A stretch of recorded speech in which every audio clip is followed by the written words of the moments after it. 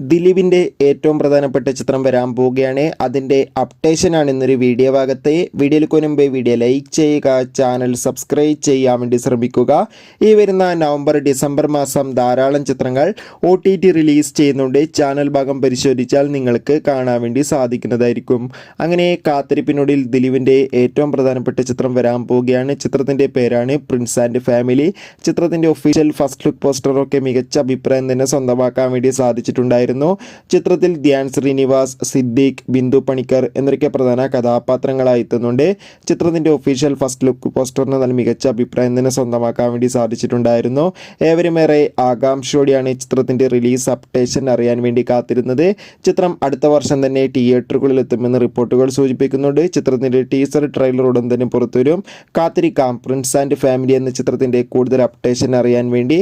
എത്ര പേരാണ് ദിലീപിന്റെ പ്രിൻസ് ആൻഡ് ഫാമിലി എന്ന ചിത്രത്തിന്റെ റിലീസിനായി കാത്തിരിക്കുന്നത്? കമന്റ് ചെയ്യുക.